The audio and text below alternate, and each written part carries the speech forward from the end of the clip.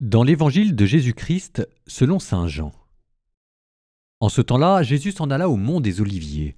Dès l'aurore, il retourna au temple. Comme tout le monde venait à lui, il s'assit et se mit à les enseigner. Les scribes et les pharisiens lui amènent une femme qu'on avait surprise en situation d'adultère.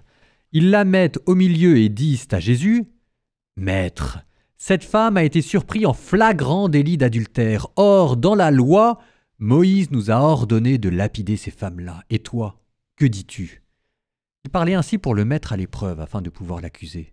Mais Jésus s'était baissé et du doigt, il écrivait sur la terre. Comme on persistait à l'interroger, il se redressa et leur dit : « Celui d'entre vous qui est sans péché, qu'il soit le premier à lui jeter une pierre. » Il se baissa de nouveau, il écrivait sur la terre. Eux, après avoir entendu cela, s'en allaient un par un, en commençant par les plus âgés. Jésus resta seul avec la femme toujours là au milieu. Il se redressa et lui demanda : « Femme, où sont-ils donc ? Personne ne t'a condamné ?» Elle répondit : « Personne, Seigneur. » Et Jésus lui dit : « Moi non plus, je ne te condamne pas. Va et désormais ne pêche plus. »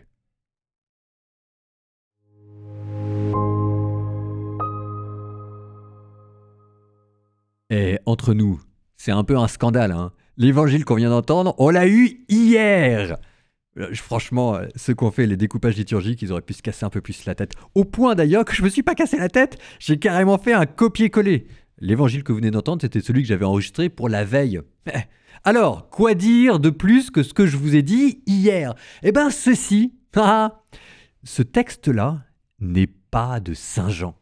Il n'est pas dans le Codex Sinaiticus, il n'est pas dans le Codex Vaticanus. Il apparaît dans le Codex Bézé au 5e siècle et dans le Codex Washingtonianus 4e-5e siècle.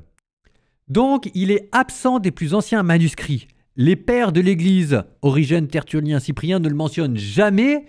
Et les manuscrits plus récents qu'il intègre, 4e, 5e siècle, le mettent parfois autre part dans la Bible. Il y en a un qui le met ailleurs dans Jean, il y en a un autre qui le met dans l'Évangile selon saint Luc.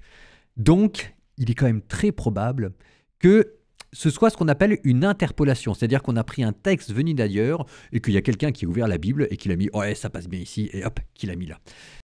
Ce qui n'enlève rien ni à la beauté du texte, au contraire, ni à sa valeur et à son authenticité, au contraire. Parce que ça veut dire quoi ? Ça veut dire qu'il y avait une église qui avait gardé ce souvenir, parce qu'il n'y a pas toute la vie de Jésus dans les évangiles. Il y a plein d'autres choses qui ont été perdues. Mais il y avait ce passage-là qui était utilisé dans une église qui avait plus ou moins fait le tour des autres églises. On dit « Ah oui, tiens, tel lieu, telle part, ils utilisent un passage qui est pas mal. » Alors les gens le regardaient, ils se disent « Ah, on ne peut pas le laisser quand même.